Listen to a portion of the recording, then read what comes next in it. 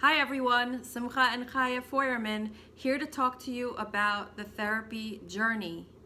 And we think the best way to do that is to talk about our personal experiences. So when we first got married, we had a lot of problems. And thinking back, I think that the core of all of our problems was that Simcha did not know about feelings. He did not know he had feelings. He did not know the names of feelings. And I had too many of them. So you thought I was crazy. Definitely. I thought you were horrible. And life was miserable. So we went like that for 4 years. We had some really good times. As we talked about in our last video last week, we still had our dates. We had that from day one, so that kept us afloat. We had good times. And we were also miserable.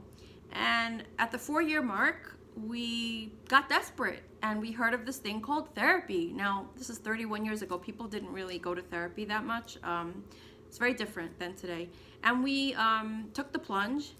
And I made a phone call, and we went to therapy, couples therapy.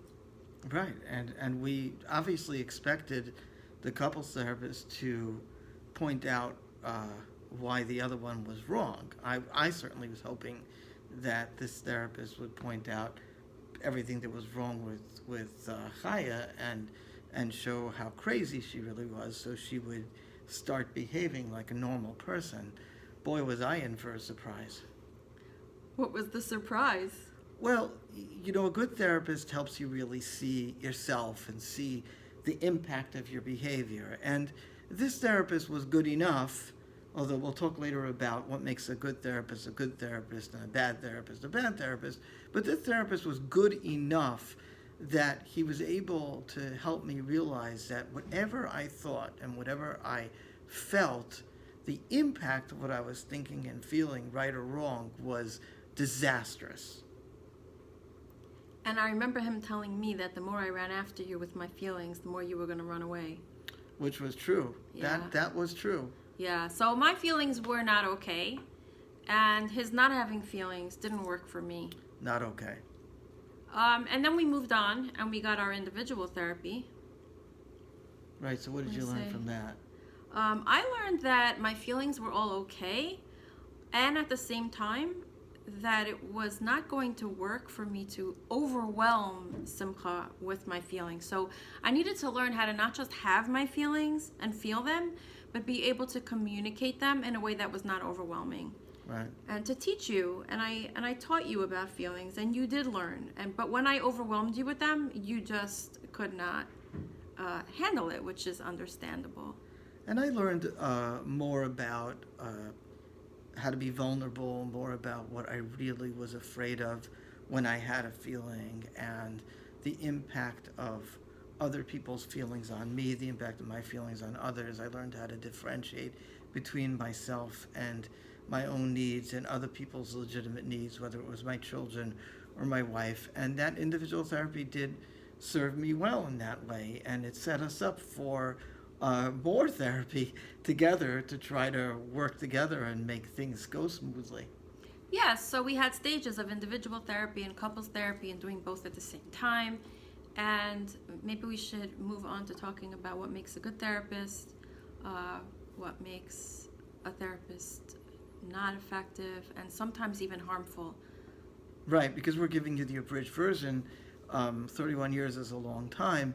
And in the middle, we certainly encountered some less than helpful people in the mix. And some of them just weren't helpful for us. And some of them were probably not helpful to anybody. Even somebody's goldfish probably would not have done very well with some of these therapists. Yeah, so there are therapists who are very, very smart and have a lot of training and a lot of skills. But they don't have certain things that are also part of the package that clients need. Maybe you could say more about that? Well, I think it's so important, for a therapist to be humble. And being humble doesn't mean We went to therapists that charged a lot of money. We went to therapists that charged a little money. And you could charge a little money and be arrogant, and you could charge a lot of money and be arrogant. And sometimes they just were obnoxious. They didn't really understand. They didn't care. They didn't seem flexible. They seemed unreasonably rigid. You can tell the difference. You have to be able to feel that. There were therapists that were very smart, but they didn't really care. And there are therapists that cared a lot, but they weren't that smart. And you don't need a therapist to baby you. You need a therapist to really help you understand yourself. And it's a tough balance.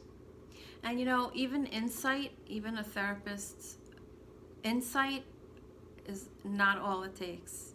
You need to feel that the therapist is with you and really cares about what you're going through.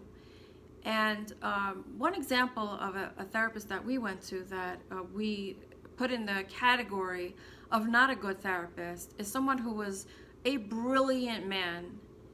And we got a bad feeling, both of us got this bad feeling. You know how like when you go dating and there's this red flag and sometimes people dismiss it and sometimes people pay attention to it.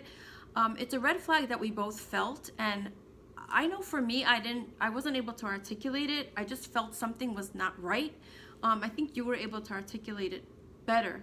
I don't think we need to go into details, but no, it doesn't matter. I could tell you something really important, and that is that clients should not feel that because the therapist has those degrees or letters after their name that they are in charge and they are the authority.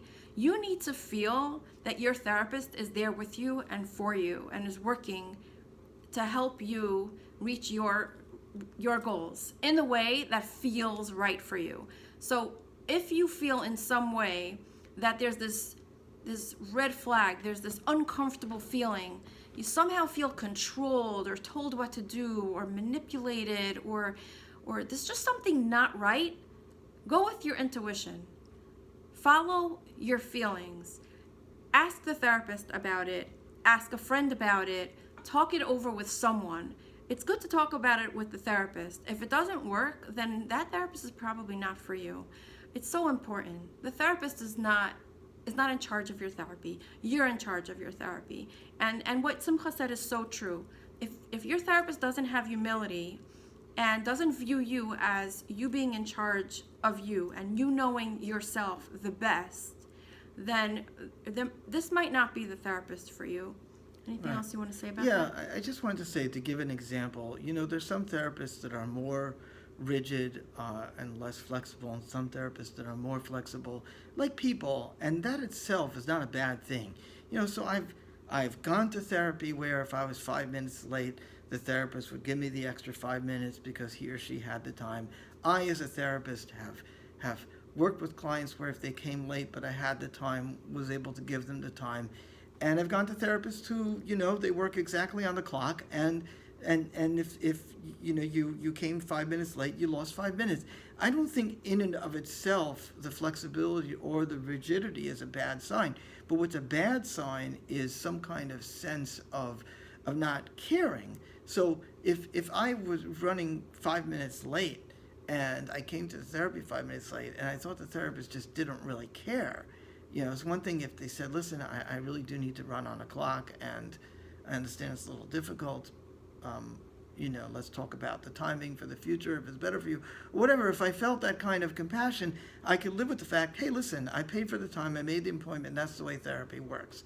I would equally be fine if a therapist was willing to give me the 5 minutes. I would get a little nervous if the therapist gave me 20 minutes extra. Maybe there's another problem. Maybe they're too loosey-goosey and disorganized. But the point is that it's not itself a problem if a therapist is more formal or less formal. But you can feel if there's arrogance or empathy, if there's humility and understanding, or just they're sticking to the rules because they're so afraid of being themselves or letting you be you that they have to stick to some kind of script. That's when it gets scary, and that's when you get a bad feeling.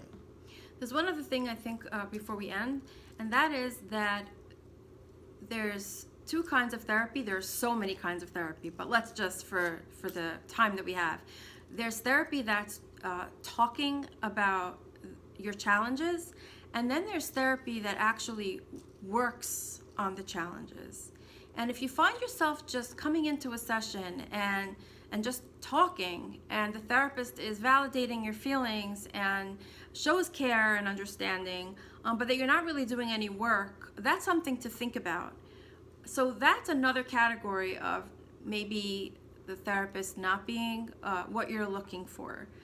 Some people just want to talk, and that's okay too. The kind of therapy that I do is hard work on the part of the client as much as it is on myself. I view myself as a team, a partner with the client, and we do really hard work. So for me, talk therapy is not really where it's at to help people overcome their challenges and to develop and grow. And I know that you do a lot of work too, different kind of work. Yeah. All right. Thank you all for Does anything you want to say about the kind of work that? I mean, I do, but we could just go on for a long time. Maybe we should save that for another discussion. Okay. Keep people on the hook. Next time. See you next time.